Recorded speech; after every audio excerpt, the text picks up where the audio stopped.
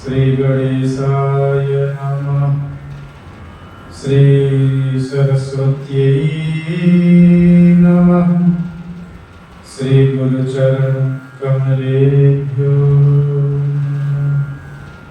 वक्रतुंड महाकाय सूर्यकोटि समप्रभ निर्विघ्नं कुरु मे देव सर्वकार्येषु ध्येयं सदा परिभवग्नमभीष्टदोषं तीर्थास्पदं शिवविरं चिनुतं भृत्यारतिहं प्रणतपालभवादिभूतम् वंदे महापुरुषते चरणारविंदं सच्चिदानन्दरूपाय विश्वोत्पत्त्यादिहेतवे तापत्रय विनाशाय श्रीकृष्णाय वै नारायणं नमस्कृत्य नरं चैव नरोत्तमं देवीं सरस्वतीं व्यासं ततो जयमुदीरये। पीताम्बरधरां सान्द्रां पूर्णचन्द्रारिवाणां वामे जिह्वां गदामन्ये धारयन्ते प्रदा चतुर्भुजां त्रिनयनां कमलासनसंस्थितां त्रिशूलं पाणिपात्रं च गदां जिह्वां च बिभ्रतीं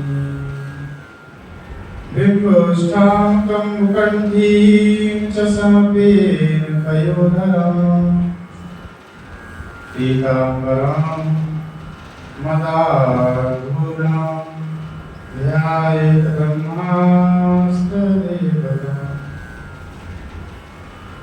ध्यायेत् ब्रह्मास्त्रदेवतां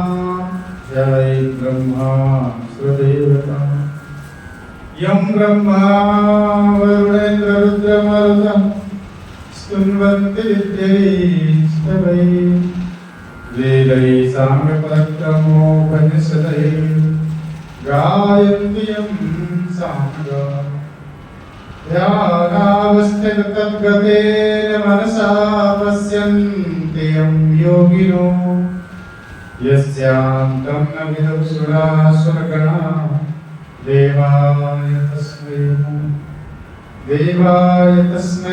नमः देवाय तस्मै नमः। विश्वामिदेव सवितरदुरितानि कलासु यत् भद्रं तन्नहासु। बोलिए सच्चिदानंद भगवान की श्री बालकृष्ण लाल की सियावर रामचंद्र भगवान की शंकर भगवान की सत्य सनातन धर्म की श्री हनुमान जी महाराज की भारत माता की भारत के संतों की समस्त हरि भक्तों की नमः पार्वती पतये हर हर महादेव।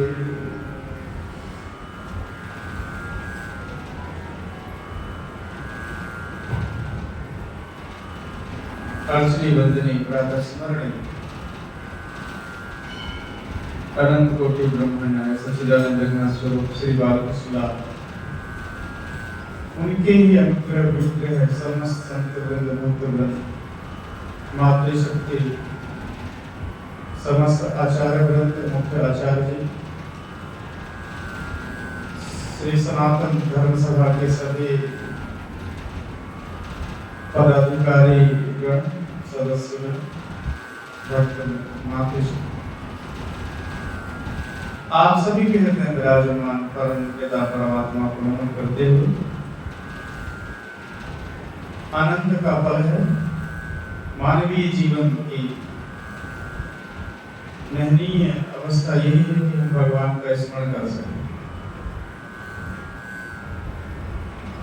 जिन पलों में हम भगवान को स्मरण करते हैं, वह जो पल होते हैं वे पल दिव्य हो जाते हैं। आए इस अवसर का लाभ लेते हुए बड़े भाव से, बड़े मस्ती के साथ भगवान नाम का आश्रय लें।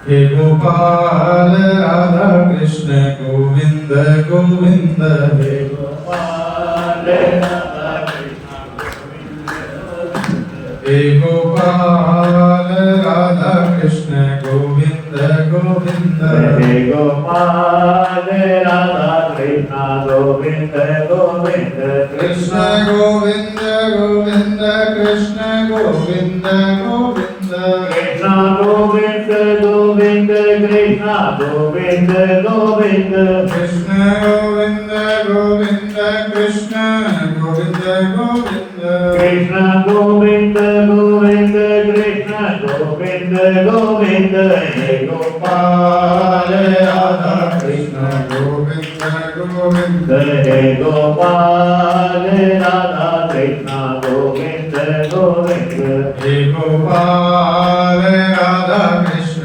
गोविंद गोविंद, हे गोपाल राधा कृष्ण गोविंद, हे नंदलाल राधा कृष्ण गोविंद गोविंद, हे नंदलाल राधा कृष्ण गोविंद गोविंद, कृष्ण गोविंद गोविंद कृष्ण गोविंद गोविंद, कृष्ण गोविंद गोविंद कृष्ण गोविंद गोविंद, कृष्ण गोविंद गोविंद कृष्ण गोविंद गोविंद, कृष्ण गोविंद गोविंद कृष्ण गोविंद गोविंद, हे गोपाल राधा कृष्ण गोविंद गोविंद, हे गोपाल राधा कृष्ण गोविंद गोविंद, हे नंदलाल राधा कृष्ण गोविंद गोविंद, हे नंदलाल राधा कृष्ण गोविंद गोविंद, हे नंदलाल राधा कृष्ण गोविंद गोविंद, हे नंदलाल राधा कृष्ण गोविंद गोविंद। बोलिए सच्चिदानंद भगवान की जय। मानव देह भगवान के स्मरण के लिए मिला है और मानव देह प्राप्त करके भी देवत्व को उपलब्ध नहीं हुए, भगवान का भजन नहीं किए, तो यह मानव जीवन मिलना व्यर्थ होगा कि सार्थक होगा? व्यर्थ हो जाएगा। बताओ, जिस चीज के लिए हमें समय मिला है उस समय को उपयोग न करके और ही कुछ करने लग रहा है। गोपियों का जीवन देखो, गोपियों ने अपने एक एक पल को, एक समय को भगवान स्मरण में व्यतीत किया, भगवान के भजन में व्यतीत किया। हम लाख बहाने बना देते हैं, हमें महाराज फुर्सत ही नहीं मिलती, क्या करें? सुबह से शाम तक ऑफिस के चक्कर काटना है, ये कहीं ये काम, कहीं वो काम, कहीं ये काम। गोपियों से ज्यादा आपके घर में व्यस्तता नहीं होगी, उनकी बहुत ज्यादा व्यस्तता थी उस समय के बाद, जिस समय साथ में नहीं थे, फिर भी गोपियां हर कार्य करते समय भगवान को भूलती नहीं, बस भूल ना पाए, ठाकुर जी का स्मरण बना रहे। प्रत्येक कार्य को करते समय ठाकुर जी का स्मरण करना ही गोपी भाव को प्राप्त करना है।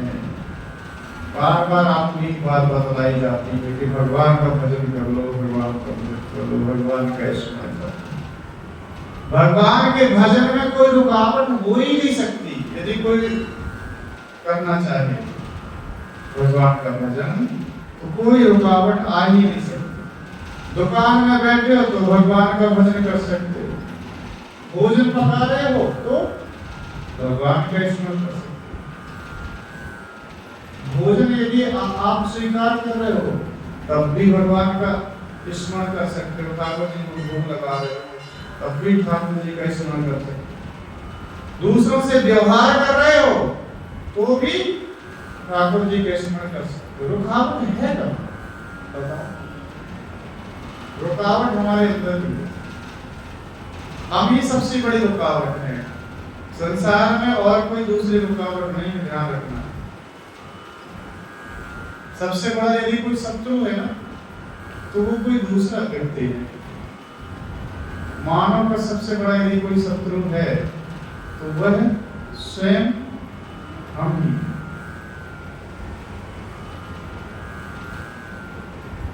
इसलिए गीता स्पष्ट आपको करती है, वो कहती है कोई दूसरा अन्य कोई शत्रु नहीं है आपका भाई। जो आप सोच रहे हैं कि फला फला आसपास का जो हमारा पड़ोसी है वो हमारा शत्रु है, फलाना फलाना है जी वो हमारा शत्रु है, वो शत्रु नहीं, धोखा खा रहे हैं। आपका यदि कोई शत्रु है, असली शत्रु, तो वह आप स्वयं। और फिर मित्र की बात आती है, मित्र कोई अन्य कोई मित्र है क्या? नहीं। गीता स्पष्ट कहती है आत्मैव ह्यात्मनो बंधु आत्मैव रिपुरात्मनः। आप स्वयं अपने शत्रु हैं, आप स्वयं अपने मित्र हैं। जब आप भगवान के भजन में आपका मन लगता है तो आप अपने मित्र बन जाते हैं।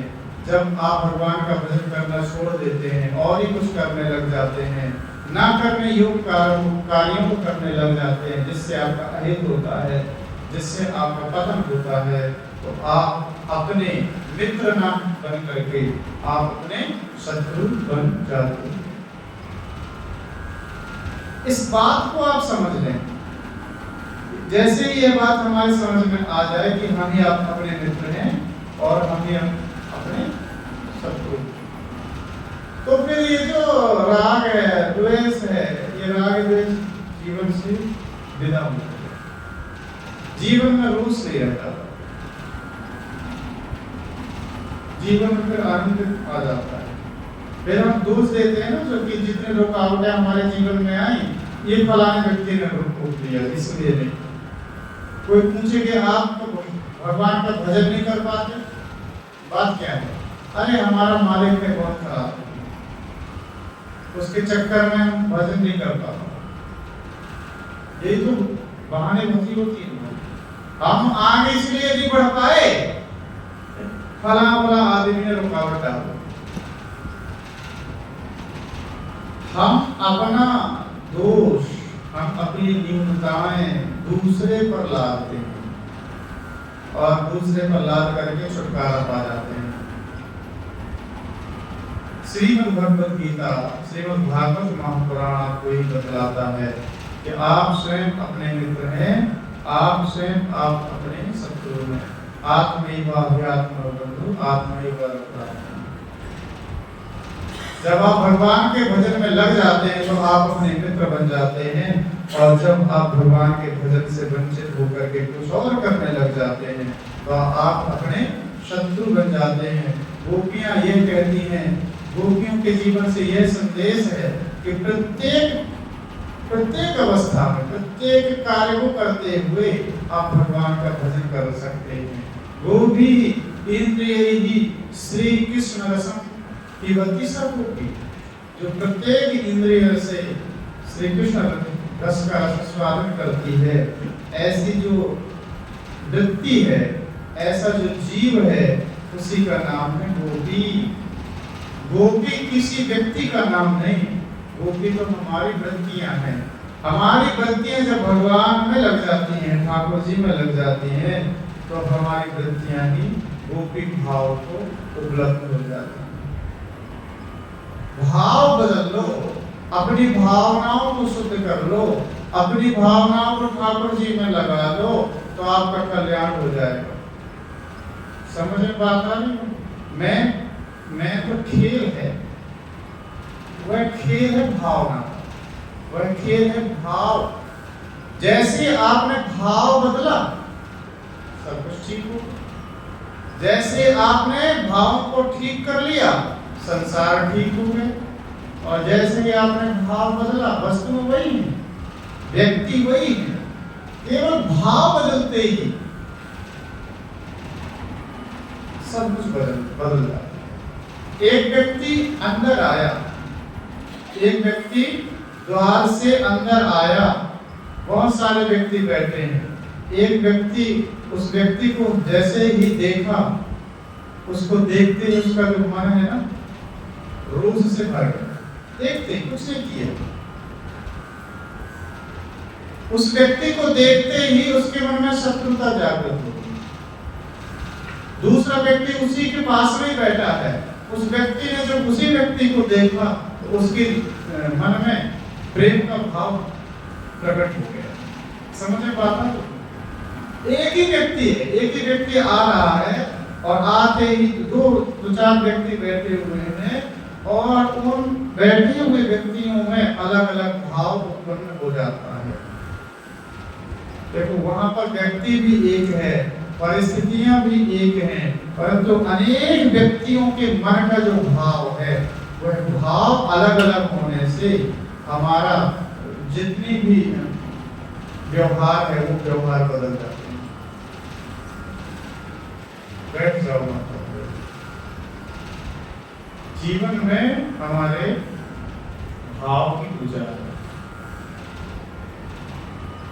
भाव में ही देव निवास करते हैं, भाव में ही देवता निवास करते हैं। गोपियों का जो भाव था वो गोपियों का भाव दिव्य था, इसलिए उनके जीवन में देवत्व की उपलब्धि हुई।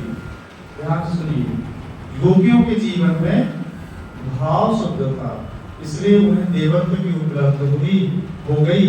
और हमारे जीवन में भी यदि भाव की शुद्धि हो जाए तो हमारे जीवन में भी देवत्व की उपलब्धि हो सकती है। गोपियां कहती है ठाकुर जी देखो एक एक चीज है, अपने इष्ट की एक एक चीजों के बारे में आप चिंतन मनन करेंगे ना तो आपके मन में भाव का उदय होगा। सातवें श्लोक में गोपियों ने यह कहा, प्रणत देहिना पाप कर्षणम तृणचराकुवम श्रीनिकेतन पणिपडार्पितम ते पदाम्बुजम किनु कुचेषु नमः वृद्धि हृच्छे। माने एक एक शब्दों के द्वारा एक एक वाक्यों के द्वारा भगवान के जो एक एक अंग है उनका वर्णन करती है। ये प्रभु आपके जो पादार बिंद है, आपके जो चरणार बिंद है वो है कैसे? वो कहते हैं प्रणत देहिनाम पाप कर्षण, जो मात्र आपको प्रणाम कर ले, आपको नमस्कार कर ले, भाव में भर करके हाथ जोड़ करके आपके मंदिर में आकर के माथा टेक ले, उतने मात्र से ही आप उसके समस्त पाप आप सब पापों का हरण कर देते हैं, पापों को आप समाप्त कर देते हैं, उनके जीवन में दिव्यता ला देते हैं, उनके जीवन का कल्याण हो जाता है। केवल नमस्कार करते हैं, केवल आपने उन्हें ठाकुर जी को हृदय में भाव भर करके केवल प्रणाम कर दिया, हे ठाकुर जी मैं आपकी हूँ, आप मेरे हैं, बस इतने मात्र से कल्याण कर देते हैं ठाकुर जी, उन्हें और कुछ की जरूरत नहीं है। तो पूर्व सूत्र में पूर्व जो श्लोक है भगवान के पादार बिंदु की महिमा बताई है। अब अगला जो श्लोक है, अगले श्लोक में भगवान के अलग अलग जो वाणी है, भगवान के जो नेत्र हैं उसके बारे में गोपियां वर्णन कर रही हैं। मधुरया गिरा बल्गुवाक्यया दुधमनोज्ञया पुष्करेक्षणम्। 8वां श्लोक मिल गया। मधुरया गिरा वल्वाक्यया बुधमनोज्ञया पुष्करेक्षण विधिकरीरिमा वीरमुह्यति प्रदर्शी तुला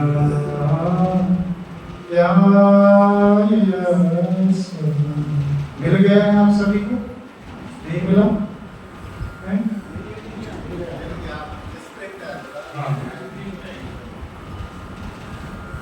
अगला श्लोक तव कथामृतम तप्त जीवनम कविभिरीडितम कल्मषापम श्रवणमंगलम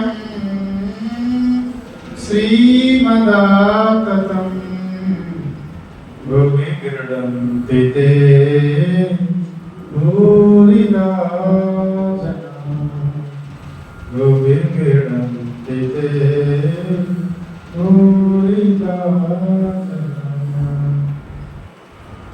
गोपियां कह रही हे पुष्करेक्षणा, आपके जो नेत्र है ना प्रभु, आपके नेत्र कमल के समान है। जिस ओर आप निहार लेते हैं, जिस ओर आप दृष्टिपात कर लेते हैं ना प्रभु, उसके सारे बेकार नष्ट हो जाते हैं।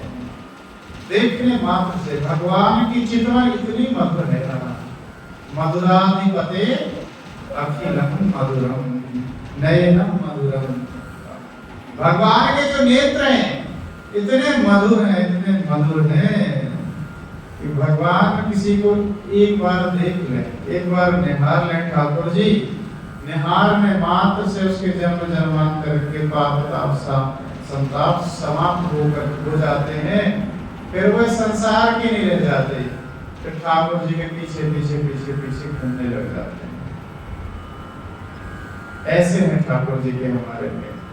हे पुष्करेक्षणा, हे पुष्करेक्षणा, केवल आपके नेत्र ही मधुर नहीं है, तो मधुरया गिरा, आपकी जो वाणी है ना, आपकी वाणी तो अद्भुत है। मधुराधिपते रकीलम मधुर, मधुर से भी मधुर। मधुरा में शहद का, जितने भी मीठी वस्तुएं हैं ना, उन सब मीठी वस्तुओं से यदि कोई अत्यंत मधुर है, उसका नाम है मधु। मधु का मतलब शहद, शहद। मधु नाम है शहद का। तो जितने भी मिष्टान है, मधुर चीज है, उनमें भी जो मधुराधिपति है, मधुर में जो श्रेष्ठतम चीज है, अत्यंत मधुर है, वह है मधु। मधु अर्थात शहद। और हमारे ठाकुर जी संसार में जितने भी मधुराधिपति, इनका नाम ही मधुराधिपति। मधुर अर्थात जितने भी मधुर वस्तुएं हैं, श्रेष्ठ वस्तुएं हैं, सुंदर वस्तुएं हैं, उन सुंदर वस्तुओं से हमारे ठाकुर जी अत्यंत सुंदर है, सबसे सुंदर है। संसार में जितनी भी सुंदरता दिखाई देती है, हमारे ठाकुर जी का एक अंश है। ध्यान से सुनिए, संसार में जितनी भी सुंदरता दिखाई पड़ रही है, मधुरता दिखाई पड़ रही है, आकर्षण दिखाई पड़ रहा है, वह सब का सब हमारे ठाकुर जी की सुंदरता का एकमात्र छोटा सा अंश है। और हम उसी अंश में फंस जाते हैं, संसार की सुंदरता। गोपियां कहती हैं, हे प्रभु, आपकी वाणी इतनी मधुर है प्रभु, और जैसे ही कोई व्यक्ति आपकी वाणी सुन लेता है, उसकी श्रवणेंद्रिय में आपके मधुर शब्द पड़ जाते हैं ना, वह अपनी समाधि भी भूल जाता है। ऋषि महर्षि, योगी, यति, सन्यासी, ज्ञानी, ध्यानी, उनकी श्रवणेंद्रिय में वो जो समाधि लगा के बैठते हैं, और जैसे ही ठाकुर जी की मधुर वाणी उनके श्रवणेंद्रिय से प्रविष्ट होकर के उनके हृदय प्रदेश में जाती है, वैसे ही कोई समाधि भी भूल जाते हैं, और जहां से मधुर वाणी आ रही होती है उसी के पीछे पीछे पीछे पीछे निकल पड़ते हैं। ऐसे हैं हमारे ठाकुर जी की मधुर वाणी। मधुरया गिरा वल्गुवाक्या बुध मनोज्ञया पुष्करेक्षण। हे प्रभु, आपकी वाणी कितनी मधुर है, उसका एक एक पद, एक एक शब्द, एक एक अक्षर अत्यंत मधुरादि मधुर है प्रभु। बड़े बड़े विद्वान उनमें रम जाते हैं, बड़े बड़े विद्वान महाराज। स्वयं ब्रह्मा जी, सनत सनत कुमार, नारद आदि ऋषि उस वाणी में रम जाते हैं, उसी वाणी में ही भ्रमण करने लग जाते हैं। हे प्रभु, आपकी वाणी का रसास्वादन करके तुम्हारी जो सेविकाएं, ये गोपियां हैं, ये गोपियां भी मोहित हो चुकी हैं। आपकी दिव्य मंत्रादि पति की वाणी सुन करके आपकी जो सेविकाएं हैं, आपकी जो दासी गोपिकाएं हैं, हे प्रभु, वे भी आपकी ही हो चुकी हैं, संसार को भूल चुकी हैं और आपकी वाणी में मोहित होकर के वन वन भटक रही हैं, वन वन फिर रही हैं। प्रभु, अब हम पर कल्याण कर दो। हे ठाकुर जी, हम जो आपकी वाणी मोहित होकर के वन वन विचरण कर रही हैं, आपको ही खोज नहीं है प्रभु। हे ठाकुर जी, हम पर अनुग्रह कर दो। हे दानवीर, विधिकारी रिमा वीर मुहति रधर से दुना प्यायस्वना, रधर से दुना प्यायस्वना। हे प्रभु, आप हमें जो आपका दिव्य अमृत है, ब्रह्मानंद रूपी जो दिव्य रसामृत है, उसका सेवन आप करा दीजिए। अमृत का हमें पान करा दीजिए और हमारे समस्त मनोरथों को पूर्ण कर दीजिए प्रभु। इस प्रकार से गोपियां भगवान को अनेक प्रकार से मना रही हैं। हे प्रभु, आपकी जो मधुर वाणी है, मधुरया गिरा यया मधुराणाम मधुर आस्वादन मात्रेण प्रभुवकम मादकम, जो आपकी वाणी को एक बार सुन लेता है ना, उसका संसार को अपने आप ही छूट जाता है, संसार को फिर छोड़ना नहीं पड़ता।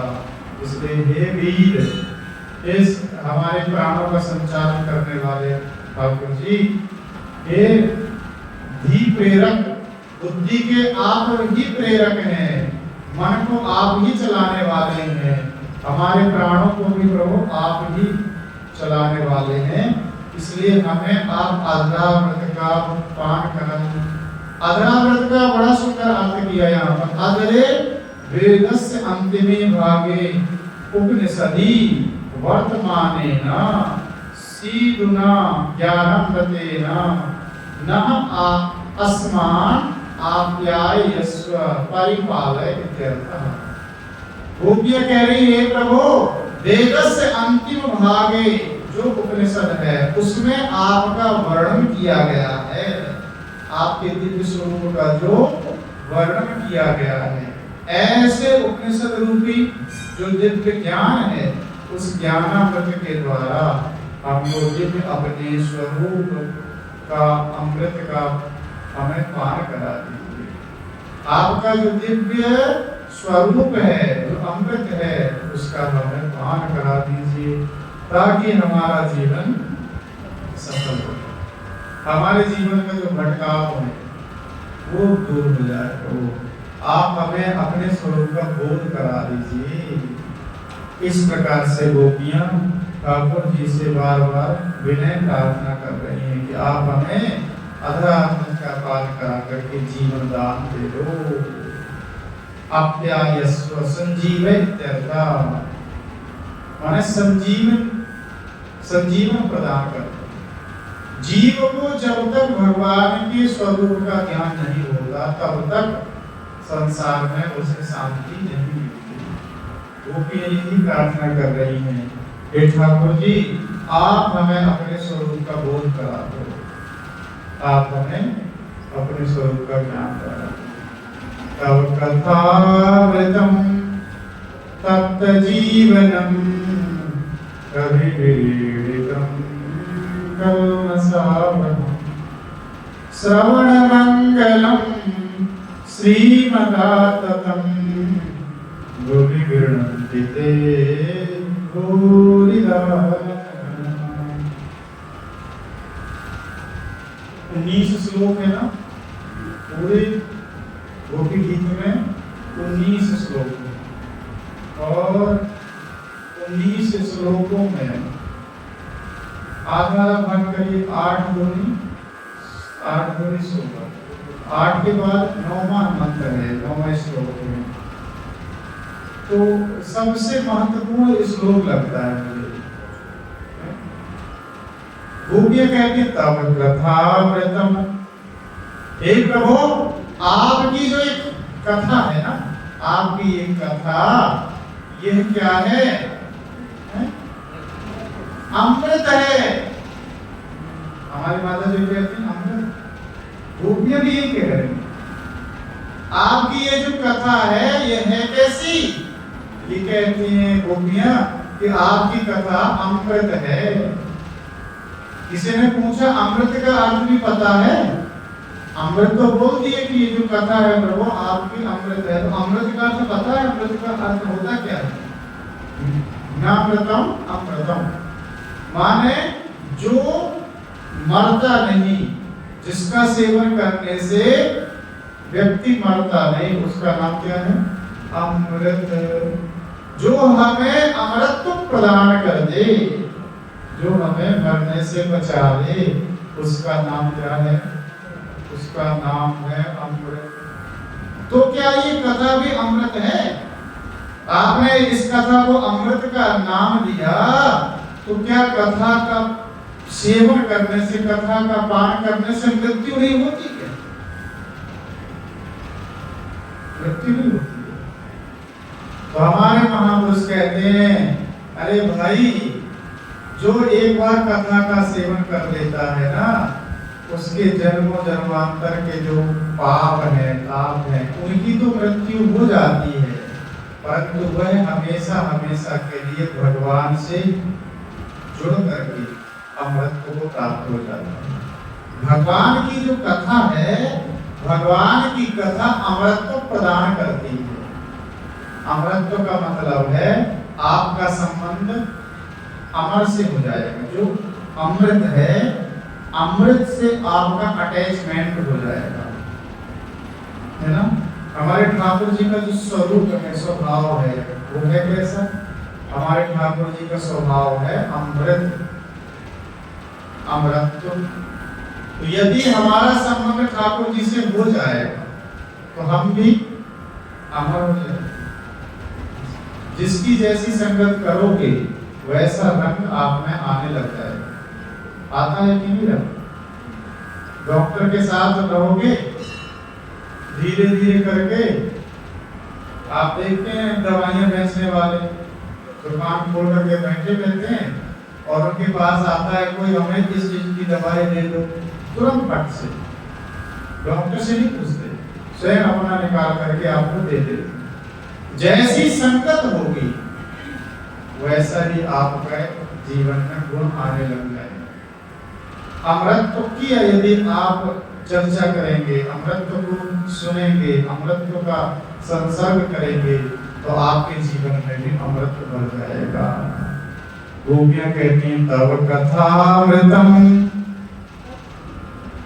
तप्त जीवनम, आपकी जो कथा है प्रभु वो क्या है? वो है अमृत। एक बार जो सेवन कर ले वो फिर मरता मरता नहीं। भले संसार के लिए भले ही वो मरे के समान हो जाए, फिर संसार के लायक नहीं रहता। तो एक बार भगवान की कथा सुन लेना उसे मन से, फिर संसारी लोग फिर उसे सोचते अरे ये तो दिन भर सत्संग में बैठे रहते हैं, ये दिन भर जब में ही बैठे रहते हैं, तो भले वह संसार के लिए मरे के तुल्य हो जाए, परंतु वह वास्तुतः भगवान के लिए अमृत के समान हो जाते हैं। उनका जीवन अमर हो जाता है, उनके जीवन में अमृत आ जाता है। तप्त जीवनम, तप्तानाम जीवनम तप्त जीवनम। यहाँ पर टीकाकारों ने अर्थ किया तब कथामृतम अर्थात संबंधी विचार एवं अमृत, माने भगवत संबंधी जो विचार हैं, भगवत संबंधी जो विचार हैं वो है कैसे, कहते हैं वो अमृत। भगवान विषय की यदि आप चर्चाएं करते हैं बैठ करके, तो वो चर्चाएं भी अमृत को उपलब्ध कराने वाली होती हैं। इसलिए यहाँ टीकाकारों ने अर्थ किया संबंधी विचार एवं अमृतम सर्व पुरुषार्थ रूपत्वा। चार पुरुषार्थ हैं हमारे जीवन में, धर्म अर्थ काम और मोक्ष। तो भगवान भगवत संबंधी जो हम वार्तालाप करेंगे, कथा सुनेंगे, चर्चाएं करेंगे, विचार करेंगे, तो ये कहते हैं सर्व पुरुषार्थ रूप है। अर्थात भगवान का कथा श्रवण करने से समस्त पुरुषार्थों की सिद्धि स्वतः ही हो जाती है। चार पुरुषार्थ है ना जीवन में, है ना, धर्म अर्थ काम और मोक्ष। आप जब भगवत संबंधी चर्चाएं श्रवण करते हैं, भगवत संबंधी जब विचार अपने जीवन में धारण कर लेते हैं, तो आपके चतुर्विध जो पुरुषार्थ हैं वह सिद्ध हो जाते हैं। आगे जो तप्त जीवनम, इसका अर्थ किया है महापुरुषों ने, तप्त जीवनम तप्ता नाम जीवनम, माने जिनका जीवन तपो में है, साधना में है। तपो ब्रह्मेति गजानीयाति श्रुते, क्योंकि जो तप है, ये जो तप है ये ब्रह्म का ही साक्षात स्वरूप है। नहीं कहते आप तप करो, तपस्या करो। ब्रह्मा जी ने भी तप किया था, भगवान नारायण ने भी तप किया था, भोलेनाथ में भी हमेशा तप में लगे रहते हैं, ऋषि महर्षि हमेशा तप में लगे रहते हैं। तो ये जो तप है ये क्या है, कहते हैं ये जो तप है ना स्वयं ब्रह्म का ही स्वरूप है, भगवान का ही स्वरूप है। तपो ब्रह्मेति व्यजाना, तपो ब्रह्म व्यजाना। यदि आपके जीवन में तप है, तप का अर्थ होता है संयम। आपका मन भगवान में लग जाए, आपका मन भगवान में लग जाए और आपकी बुद्धि विषयों से हट जाए, इसी का नाम है तप। समझ में आता है?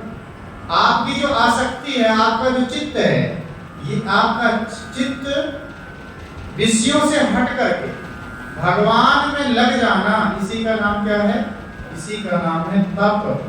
और जब आपके जीवन में तप आता है तो उसके द्वारा होता क्या है, फायदा होता क्या है, कहते हैं आध्यात्मिक आदि तापानाम अप्रतिकार पूर्वक सहनम एवं। आध्यात्मिक आदि दैविक आदि भौतिक, हम कल बताए थे ना, कल चर्चा कर रहे थे तीन तापों की।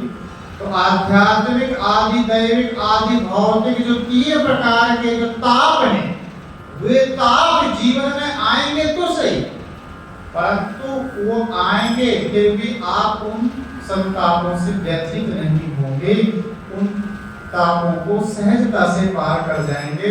ठाकुर जी के आशीर्वाद से, उनके अनुग्रह से आएंगे और आपको स्पर्श करके निकल जाएंगे। इसलिए यहाँ कहा कि आध्यात्मिक आदि तापानाम अप्रतिकार पूर्वकम सहनम, माने जीवन में दुख आए तो दुख से व्यथित नहीं होना, उनका प्रतिकार नहीं करना, उनको सहन कर जाना, अप्रतिकार पूर्वक सहन कर लेना ही ये क्या है, यही है, ये इसी का नाम है तप। इसका नाम क्या है, इसका नाम है तप। वही कह दिया सहनम एवं जीवनम जीव रूपेण ग्रहणम, इसी का नाम तप। इसलिए कह दिया तप्त जीवनम। यदि हमारे जीवन में भगवत विचार आते हैं, भगवान की कथा श्रवण करते हैं, तो तप्ता नाम जीवनम, जो ताप से संतप्त जो जीव है उनका भी प्रभु आप कल्याण कर देते हैं। और ऐसा हम नहीं बोल रही है, गोपियां कह रही हैं, अंत में गोपियां कह रही हैं, ऐसा हम नहीं कह रहे हैं। तो कह रही कवि भीड़ितम, कवि भी ईडितम, माने जो बड़े बड़े विद्वान हैं, ब्रह्मादि, शंकादि, सनकादि, सनकादि इत्यादि जो महापुरुष हैं, उन्होंने इसका वर्णन किया गया है। यतः कवि भी ईडितम, कवि भी ब्रह्मविद भी, सनकादि भी, त्रिकालदर्शी भी, ईडितम कथितम, जो त्रिकालज्ञ महापुरुष हैं, सनक, सनंदन, सनातन, सनत कुमार, नारद आदि ऋषि महर्षि हैं, उन्होंने इस प्रकार से बताया है। हम अपने से नहीं बोल रही हैं, ये तो महापुरुषों का अनुभव है। वो कह रही हैं कि आपकी जो कथा है वो है कैसी? आपकी कथा कल्मषापहम, जीवन में जितने प्रकार के कल्मष हैं, अविद्या, अस्मिता, राग, द्वेष और अभिनिवेश, ये पंचम क्लेश गिनाए गए। 5 प्रकार के क्लेश बताए योग सूत्र में, अविद्या, अस्मिता, राग, द्वेष और अभिनिवेश। ये जो पंचक क्लेश हैं, ये पंच क्लेश, ये क्या है? कहते हैं यही है कल्मष।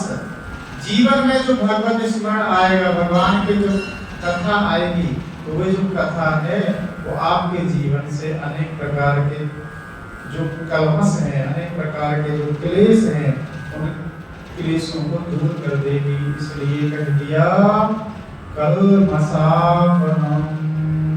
कल्मषापहम का अर्थ किया वृक्ष चंद्रायणाद्यांतिच निरवृत पाप निवर्तिकम। जितने भी पाप हैं, उन पापों को, वे जो क्लेश हैं, उन क्लेशों को आपकी कथा ठाकुर जी निवर्तक कर देने वाली है, दूर कर देने वाली आपकी कथा है। आगे गोपियां कहती हैं श्रवण मंगलम, आपकी कथा हे ठाकुर जी सुनने मात्र से, कोई आपकी कथा केवल सुन ले, सुनने मात्र से ही मंगल कर देने वाली। श्रवण मंगलम, श्रवण मंगलम का मतलब बतलाया कि ब्रह्म विचार श्रवण मेव मंगलम कल्याणप्रदम। ब्रह्म विचार के सुनने मात्र से, ब्रह्म विचार के सुनने मात्र से कल्याण होता है। ये जो श्लोक है ना, श्री जो हम गा रहे हैं, गोपी गीत के जो श्लोक हैं, इनको आप केवल सोते समय गुनगुना लो। जब आप सोने जा रहे हैं, शयन करने जा रहे हैं, इस तरह बैठ करके और हाथ में ले करके, और इनको एक बार स्मरण कर लो, एक बार इसका केवल पाठ कर लो, तो पाठ करने मात्र से ही आपके जीवन का मंगल कर देने वाले। इसलिए गोपियां कह रही हैं श्रवण मंगलम, ब्रह्म विचार श्रवणम एवं मंगलम कल्याणप्रदम। ब्रह्म विचार के श्रवण मात्र से ही कल्याण होता है, ध्यान रखना। सत्संग की इतनी महिमा है, सत्संग की इतनी महिमा है कि केवल ब्रह्म विचार को कोई सुन ले, सुनने मात्र से ही कल्याण हो जाता है। श्रीमद् भगवद गीता के जो श्लोक हैं, इन श्लोकों की जब महिमा हम सुनते हैं ना, तो इतनी बड़ी महिमा है कि कोई यदि व्यक्ति श्रीमद् भगवद गीता का अक्षर, एक अक्षर भी सुन लेता है, एक श्लोक भी धारण कर लेता है, उसके जीवन से जो अकल्याण है, जो पाप ताप संताप में वो सब विदा हो जाते हैं। एक बार एक वृक्ष के नीचे से एक ब्राह्मण निकल रहे थे। वह जो वृक्ष था जंगल, वो जंगल के किनारे, रास्ते किनारे वट वृक्ष था। उस वट वृक्ष में एक प्रेत रहता था। हजारों वर्ष से उस वट वृक्ष में प्रेत रहता था और अनेक दुखों को भोग रहा था। और जैसे ही उस वट वृक्ष के समीप से वह ब्राह्मण गुजरा, उसने सोचा कुछ देर रुक करके विश्राम कर लूं, थकावट हो चुकी है। तो वट वृक्ष के नीचे बैठ करके उसने श्रीमद् भगवत गीता का एक श्लोक उच्चारण किया। सोचा मैं भगवत गीता का पाठ कर लूं, और केवल एक श्लोक बोला उसने। और एक श्लोक बोला भी नहीं था पूरा, केवल एक अक्षर बोला। उस एक अक्षर के उच्चारण मात्र से वह जो उस वृक्ष में रहने वाला जो प्रेत था, ब्रह्म राक्षस था, वह मुक्त हो गया और मुक्त होकर के सामने आकर के प्रकट हो गया और हाथ जोड़ करके बोला, हे ब्राह्मण देवता, आपने तो मेरा उद्धार कर दिया। समझ में आता है? इतनी महिमा। ये जो श्रीमद् भागवत महापुराण के जो श्लोक हैं, श्रीमद् भगवत गीता के श्लोक हैं, और भी जो हमारे अन्य अन्य जो ग्रंथ हैं, इनकी इतनी महिमा गाई गई है, इतनी महिमा है कि केवल आप इनको सुन लो, सुनने मात्र से आपका हृदय एकदम मस्त हो जाता है। इसलिए गोपियां कहती हैं श्रवण मंगलम, श्रवण मंगलम, ब्रह्म विचार श्रवणम एवं मंगलम कल्याण प्रदम।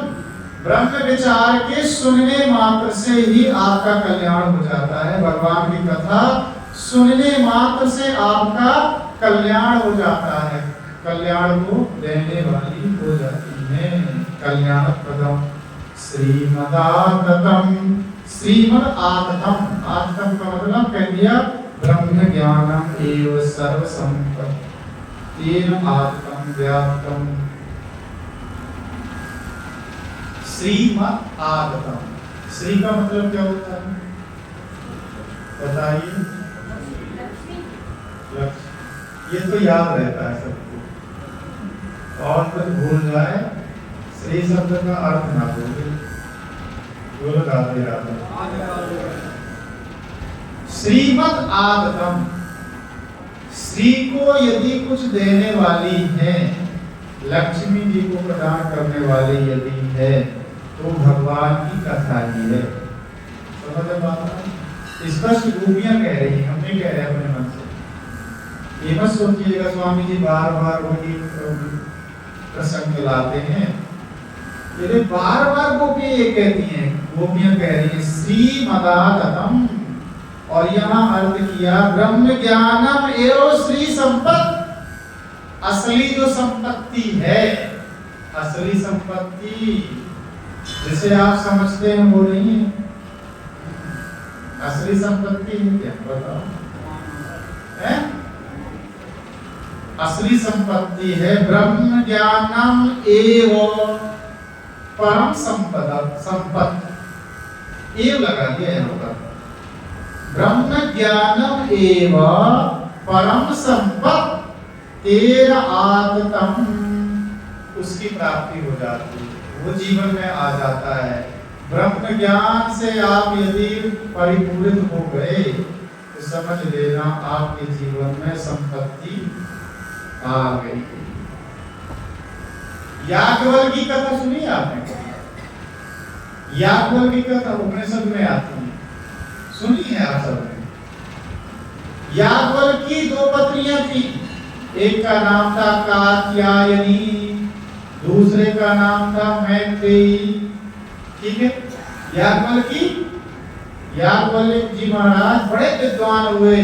उनकी दो पत्नियां थी, एक का नाम था कात्यायनी, दूसरी का नाम था मैत्रेयी। ठीक है? तो मैत्रेयी और कात्यायनी को बुला करके यादव जी बोले कि हे देवी, मेरे पास बड़ी संपत्ति है, जीवन भर यजमानी किया, मेरे बड़े भक्त थे, उन्होंने ला करके मुझे बहुत सा धन भेंट दिया है, अपार संपदा थी उनके पास में। यादव जी दोनों पत्नियों को बुलाए, बोले हे देवियों, ये संपत्ति है, इसका आधा भाग तुम दोनों आपस में ले लो, अब मुझे छुट्टी दो, अब मैं विरक्त होकर के, संन्यास्त होकर के अब मैं जंगल जा रहा हूं। याज्ञवल्क्य की जो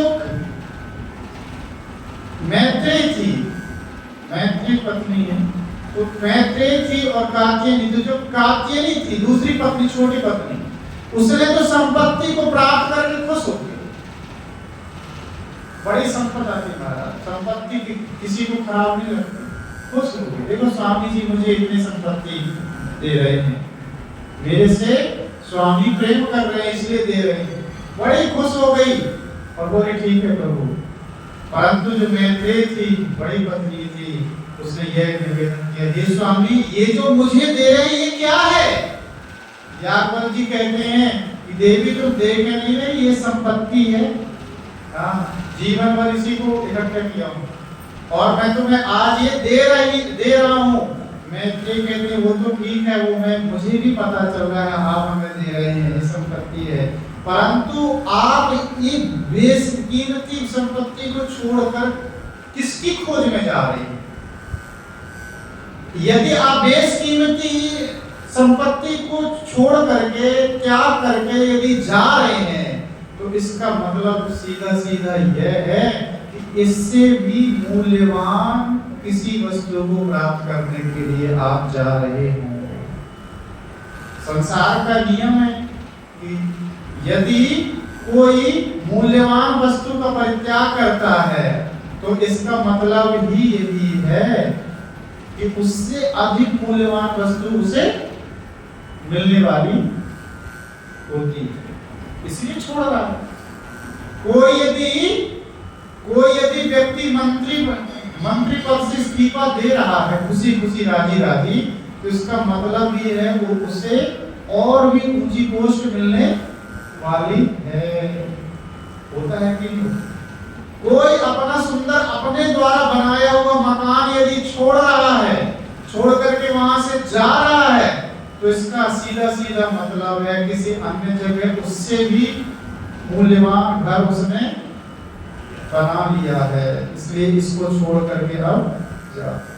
मैत्रेयी पत्नी बड़ी बुद्धिमान थी, उसने बोली स्वामी आप इसे छोड़ करके जा रहे हैं, मुझे यह बता दीजिए कि आप किसे प्राप्त करने के लिए जा रहे हैं?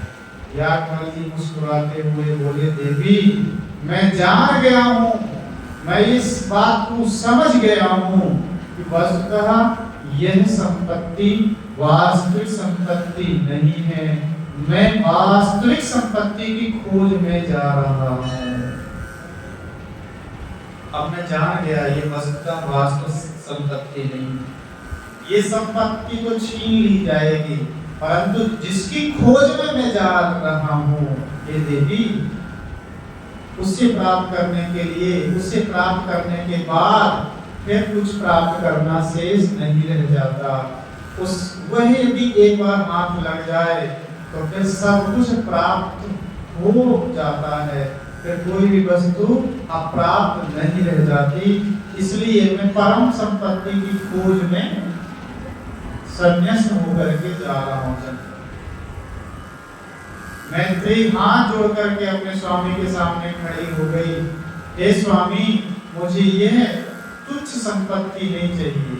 जब आप जैसा विद्वान, आप जैसे इतने बड़े अनुभवी ने यह जान लिया कि वस्तुतः ये संपत्ति नहीं है और आप परम संपत्ति की खोज में जा रहे हैं, उस परम संपत्ति को प्राप्त करने के लिए जा रहे हैं, इसलिए स्वामी मैं ये आपसे मांगती हूँ, आपसे मैं यह वरदान मांगती हूँ कि आप मुझे उसी परम संपत्ति का अधिकारी बनाइए जिस परम संपत्ति की खोज में आप जा रहे हैं। मुझे ये संपत्ति नहीं चाहिए, ये संपत्ति तो दूसरी पत्नी को, आप कात्यायनी को दे दो, मुझे ये संपत्ति नहीं चाहिए। मैत्रेय जी मुस्कुराए और बोले, देवी तुम बुद्धिजीवी हो, अब मैं तुम्हें वो संपत्ति प्रदान करूंगा जिस संपत्ति को प्राप्त करके कुछ भी प्राप्त करना शेष नहीं रह जाता। और ये जो संपत्ति है, ये संपत्ति तो एक ना एक दिन हाथ से छूट ही जाएगी।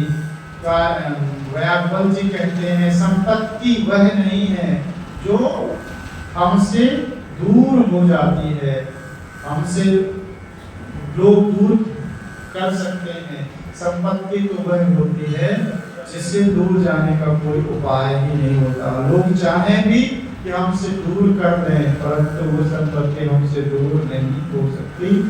और वह संपत्ति ये संपत्ति नहीं है, वह संपत्ति तो है ज्ञान रूपी संपदा।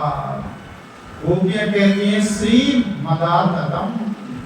श्रीमद आततम का मतलब है ब्रह्म ज्ञानम एवं परम संपत्ति। ब्रह्म ज्ञानम एवं परम संपत्ति ही, ब्रह्म ज्ञानम ही परम संपत्ति है।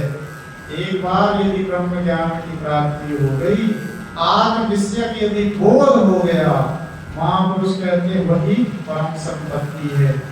केन आत्मतम व्याप्तम अर्थात पूर्ण ज्ञान स्वरूपम भुवि संसार प्रपंच ये मोक्षवः, ये मोक्षवः गृह्णन्ति ब्रह्म ज्ञान साधन रूपेण गृह्णन्ति ते जनाः नराः भूरिदाः जन्मान्तरेषु बहुदत्तमन्तः सुकृतः इत्यर्थः।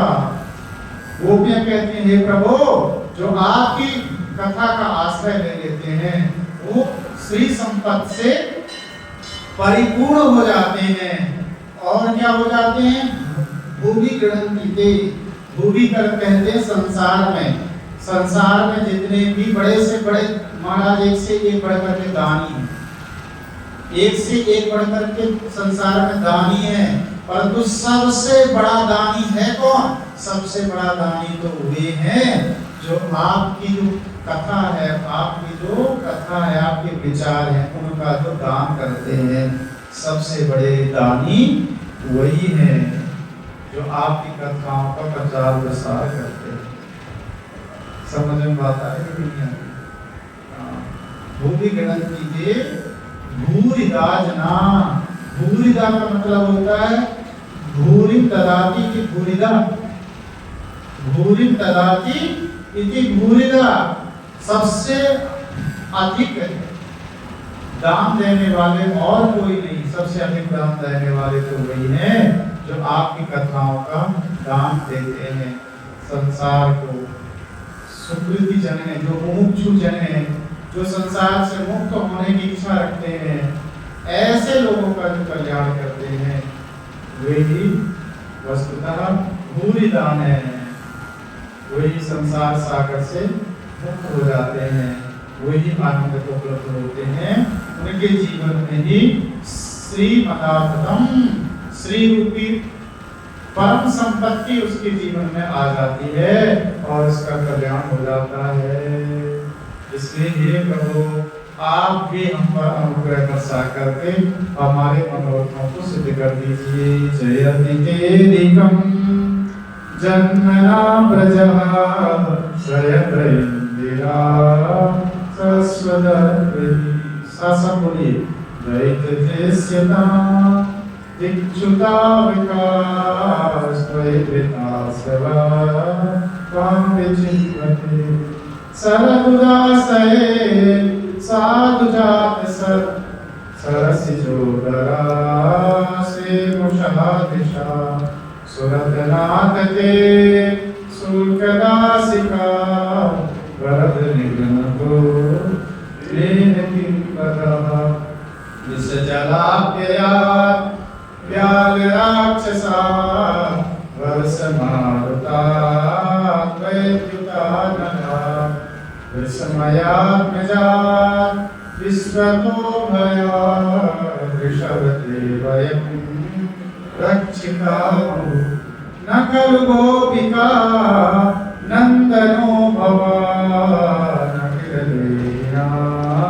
मंदरात्मदे विघ्नसार्जितो विश्वगुप्तये सख्यो देवा सात्वतां कुले विरचिता वयं विष्णुर्यते चरणमीयुषा संसदेवया करसरोरुहं कान्तकामदं शिरसि देहिना श्रीकराग्रहं व्रजजनार्दिनं वीरयोषितां निजजनस्मयानंसनस्मिता वत्सके भवा किङ्करेस्मनो जगदुहानं चारुदर्शया दृढदेहिनां पापकर्षणं कृणचरं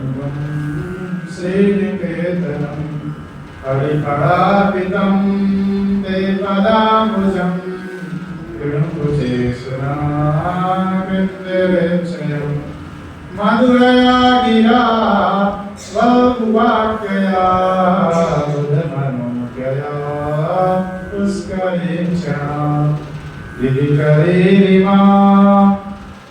विधिकरीरिमा वीरमुह्यति तदरसीरुना